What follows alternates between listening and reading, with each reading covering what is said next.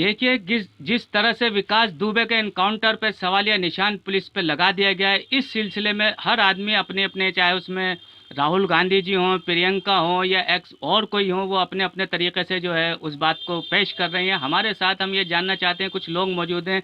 लाल कुएं पर कटरा शेख चांद के RWA के सदर जनाब अनवर फराज साहब के पास मौजूद हैं। हम इनसे जानना चाहते हैं ये जो इनकाउंटर हुआ है इस सिलसिले में थोड़ा बताएं। भाई ये जो इनकाउंटर हुआ है ये बहुत ही गलत हुआ है कानून के हिसाब से। वैसे तो उसे मरना ही था, उसे फांसी मिलनी चाहिए थी, लेकिन कानूनी हिसाब से मिलनी चाहिए थी। लेकिन जिस तरह से इनकाउंटर हुआ है वो काफ़ी सवालिया निशान उठाता है। वो यहाँ से उज्जैन पहुँच गया, यहाँ से उज्जैन पहुँच गया 800 किलोमीटर दूर, और वहाँ पर उसने जो है आत्मसमर्पण किया। तो फिर यहाँ इन्होंने रास्ते में कैसे मार दिया, जबकि मीडिया साथ साथ चल रही थी।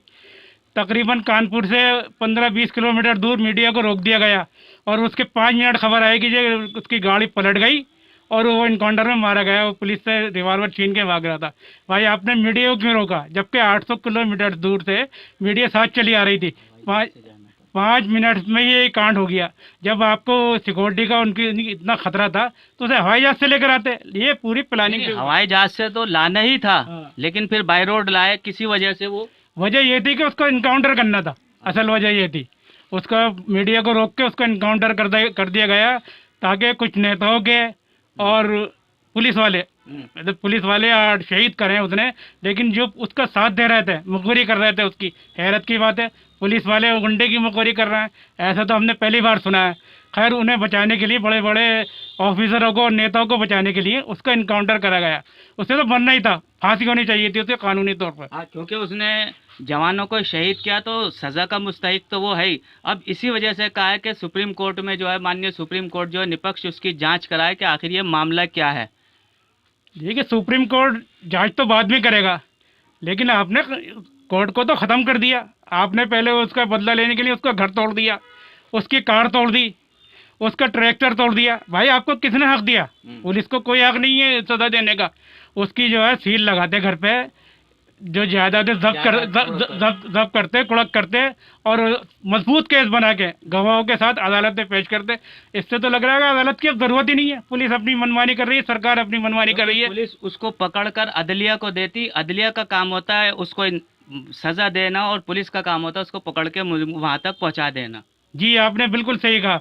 वहाँ पहुँचाते और एक मजबूत केस पेश करते। पिछली दफा जब वो थाने में घुसकर उसने एक नेता को मारा था तो 25 गवाह थे, 25 के 25 मुकर गए। वो पुलिस वाले थे सारे, सारे गवाह मुकर गए और वो बाइज्जत बरी हो गया। तो भाई इस तरह से तो ये तो गुंडागर्दी है, हिटलरशाही है। आप सजा देने का कोई हक नहीं है कि ठोक दो। आप कौन होते हैं ये ठोकने वाले? ठोकने का जो भी सजा देगी अदालत देगी। हम जो है जमहूरियत में रह रहे हैं, सजा देनी है अदालत देनी है। क्या उसे फांसी पे लटका है, उम्र कैद दे, आपको कोई हक नहीं पहुंचता कि आप ठोक दो। आप कैसे ठोक सकते हैं? आपने जो पिछली मरतबा क्या कहते हैं, जो एहतजाज कर रहे थे उन पर केस बना दिया आपने, उनकी जायदादें कुर्क कर ली। ये भाई तुम्हारा काम नहीं है। तुम्हारा काम है मजबूत केस पेश करके अदालत के सामने पेश करें, सजा देना अदलिया का काम है, आपका काम नहीं है। आप डिक्टेटरशिप ना करें। और पुलिस का काम यही है कि पुलिस जो है मुलजिम को पकड़कर उसके पास ले जाती है।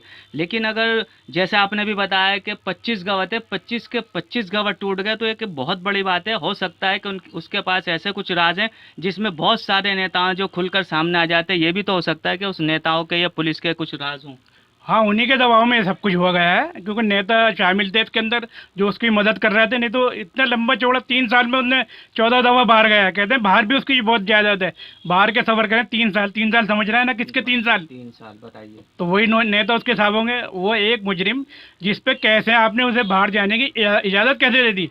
आपने एनओसी कैसे दे दी उसे बाहर जाने की? तो इसका मतलब है जो सरकार है वही मिली हुई है उससे। अगर किसी के ऊपर एक भी केस है और थाने में पासपोर्ट की या कोई इंक्वायरी आती है तो उसका पासपोर्ट तक नहीं बन पाता, लोग चक्कर काटते रहते हैं। और वो 25 बार आप बताने बाहर, हाँ 20-25 बार जो बाहर गया, और कहते हैं उसकी जायदाद बनाई है वहाँ पर उसने, थाईलैंड में और दुबई में। अब उसकी बीवी ने बताया है। यार बीवी भी देखें आप, बीवी जिंदगी भर ऐश करती रही हराम के पैसे पे। आज देखो मरने के बाद कोई किसी का नहीं होता, उसने ये साबित हो गया। आज वो भी उसका साथ नहीं दे रही। करिए अच्छा करा पुलिस ने। तू जो हराम की कमाई खा रही थी जिंदगी भर, तुझे पता नहीं था मैं कहाँ से खा रही हूँ।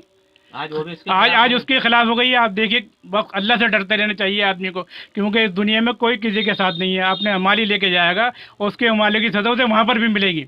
हाँ, ये बात बिल्कुल सही है कि जो वो करेगा, जुर्म करेगा, उसको यहीं उसकी सज़ा मिल जाएगी, वहाँ तो जो मिलेगी उसके बाद ये। अच्छा, आप आखिर में क्या अपील करना चाहेंगे आप कुछ?